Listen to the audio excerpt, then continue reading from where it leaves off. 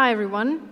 I would like to present you this paper that we conducted last year at University College London with my co-authors Yvonne, Delia, Gander, and Moutinho.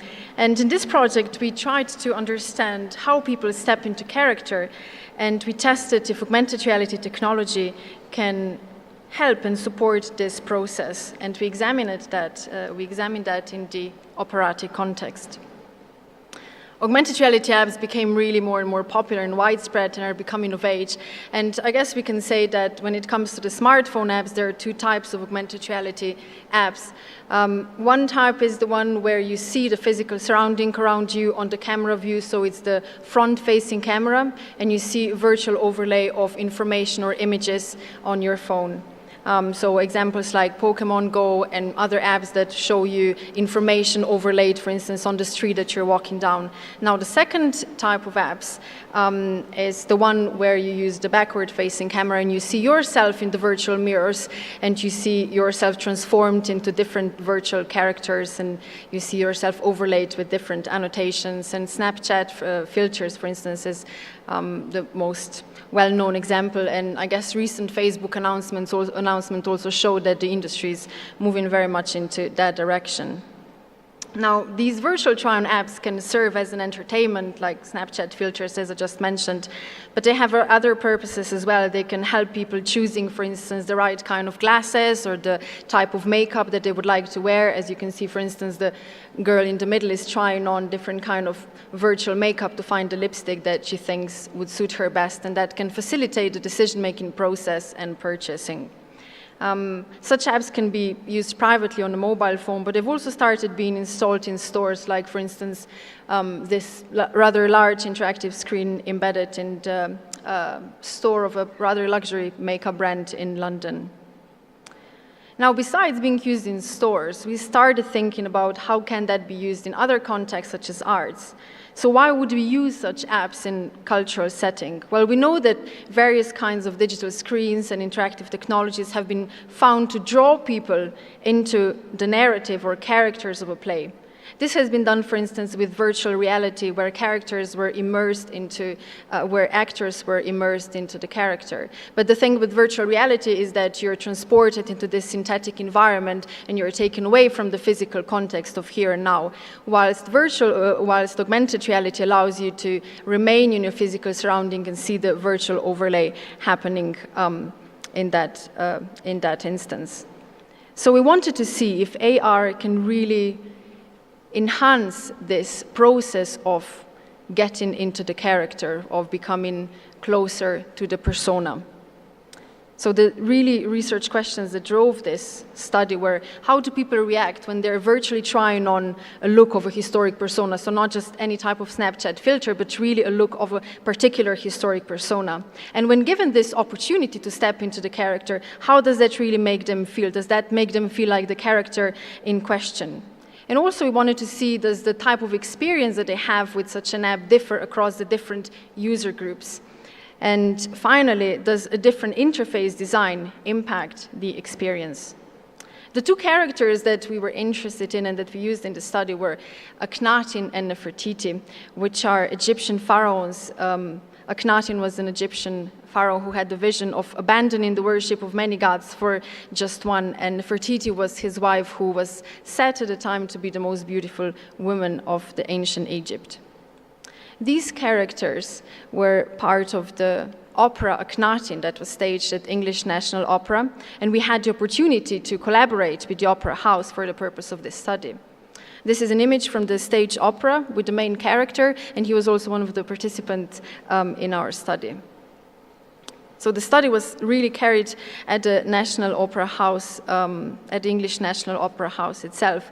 And for those of you who maybe not know, this is one of the biggest opera houses in the UK. And it was really here that we investigated how different audiences approached and experienced the app that we built and we called the MagicFace. Before going into the details of the study, I would just like to show you some clips from the opera to kind of get the feeling what was the ambience that we were working in.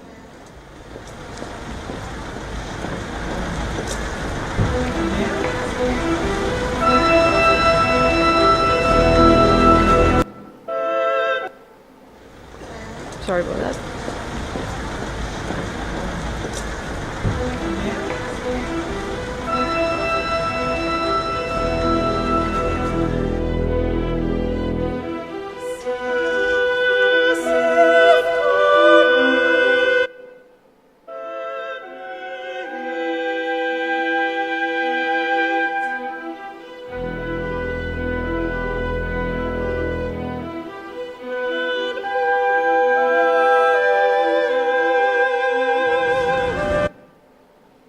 So this was a very majestic opera, and so were the looks developed for the characters.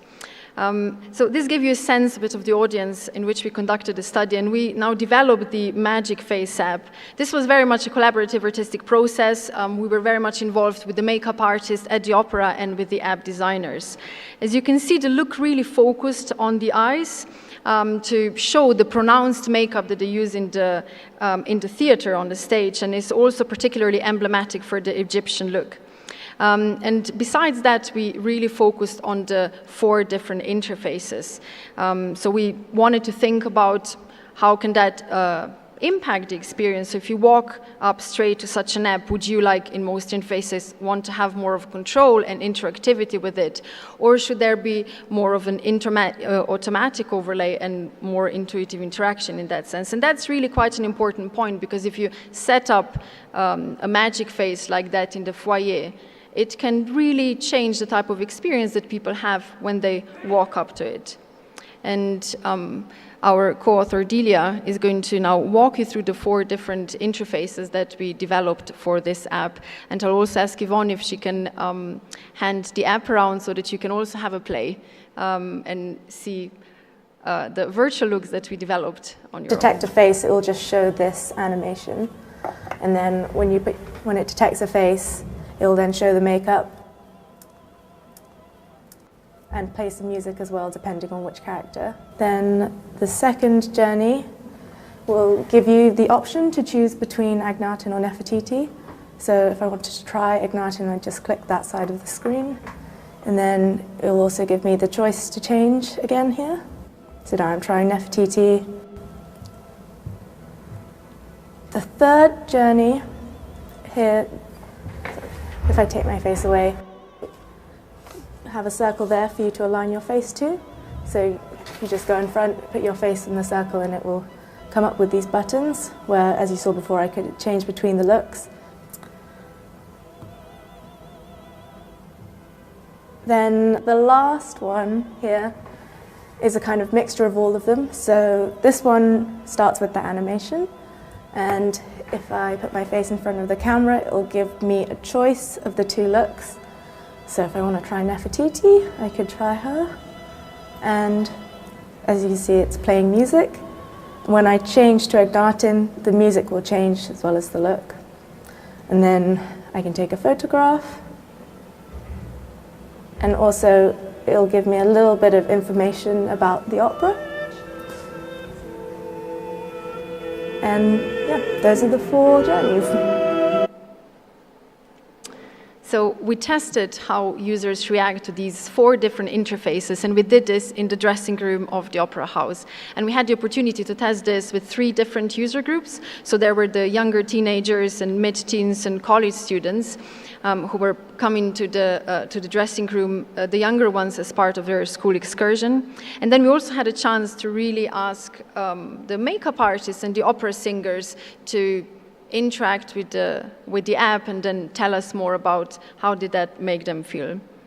So we conducted a study in a way that we observed all these interactions. We had cameras situated in the room, so we were able to record everything. And after the participants have used the app, we also interviewed them and asked them more about the process of them having tried on these looks. Now, some of the main findings, so we really saw across all the different groups that there was a lot of initial surprise and excitement. There was really this enchantment coming out when they saw themselves with the look overlaid on their face. And it was very interesting to see that this observed surprise was actually stronger for the interfaces that had the automatic overlay, because they were really quite shocked seeing themselves all of a sudden with the virtual looks. And it was very consistently confirmed across the interviews and the observations that these looks were perceived to be really relevant for the artistic process that takes place in the opera, both for the singers and for the makeup artists, and I'm going to talk more about that in a minute. And finally, we really found that the context of the dressing room was very evocative, and that had a huge impact on the experience. So some of the quotes that show you what were the initial reactions. So they really thought it was very beautiful, the way how the looks were following them, were then turning faces around and pouting the lips and really trying to experiment with the eyebrows. They thought it was very beautiful. And they found it exciting how the app found their eyes and their features very quickly and that they could move around with it.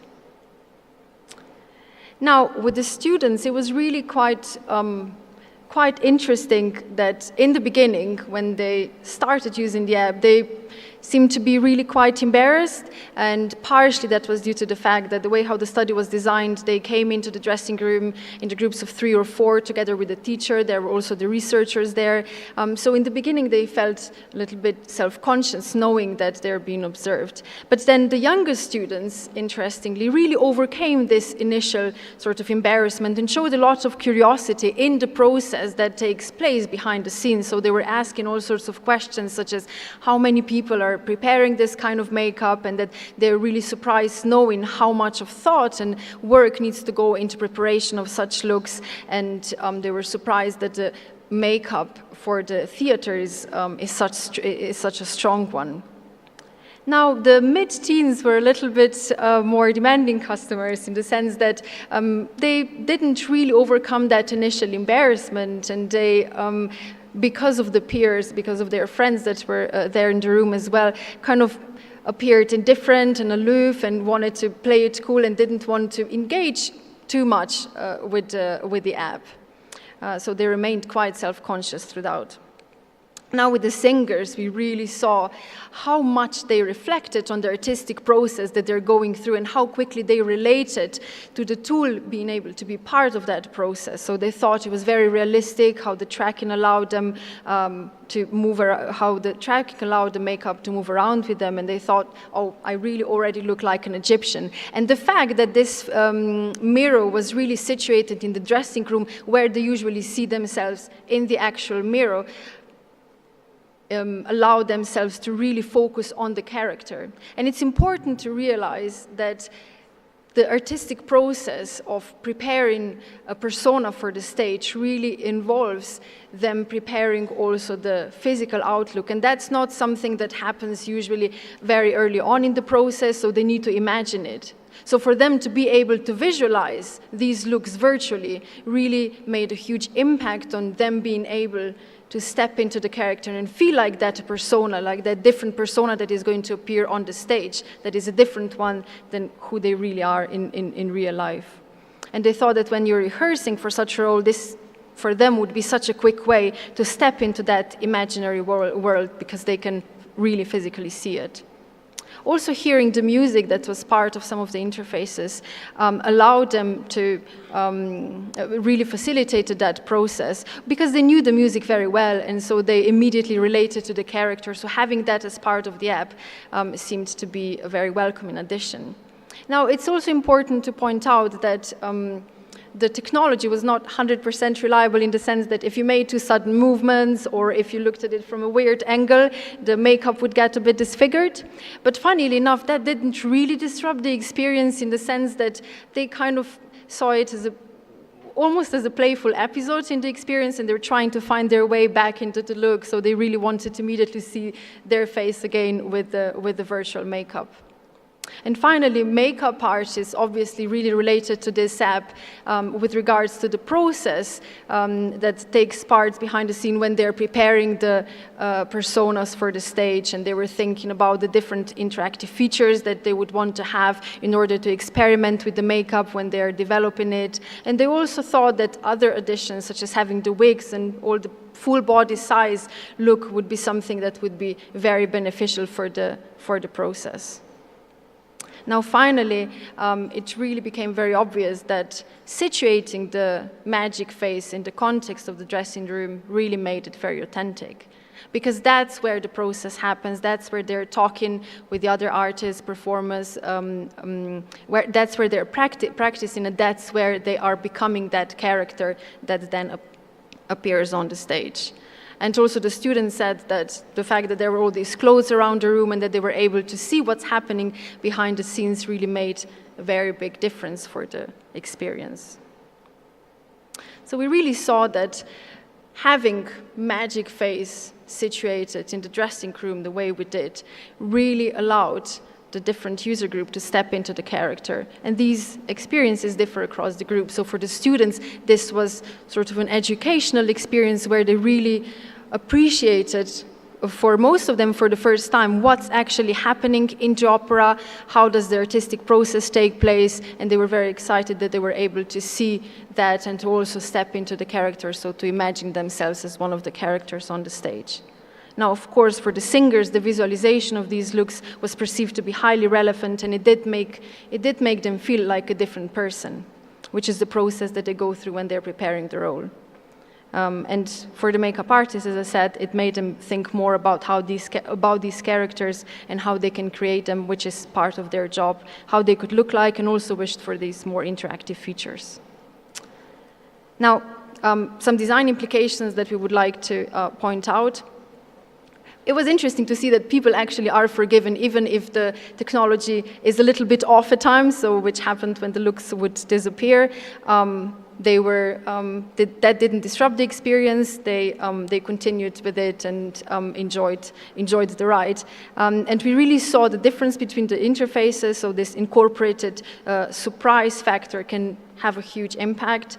But also we saw that higher levels of interactivity, so when they were able to switch between the looks, taking the photo, hearing the music, that really prolonged the user engagement. And finally, creating a setting for use, the way we did, really facilitated the evocation. So going back to the Snapchat filter that I mentioned in the beginning, which is used for fun and sort of hedonic experiences, the difference between that and what we designed is really that designing the setting is just as important as designing the app. So anyone can design these kind of looks, but you really want to think about the context where you're going to embed them for them to be taken seriously. And in the end, we would like to thank English National Opera, Coalition, Petrie Museum of Egyptian Archaeology, and Mike Spencer for their precious support and contribution to this project. Thank you very much, and I'll look forward to any questions if you have them.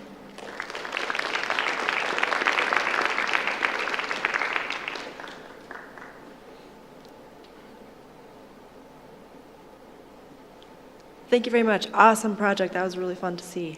You mentioned that it was helpful for the performers to be able to kind of get into character early on in the process, maybe before the costumes are finished. But I wonder at what stage sort of the designs are ready to be incorporated into that.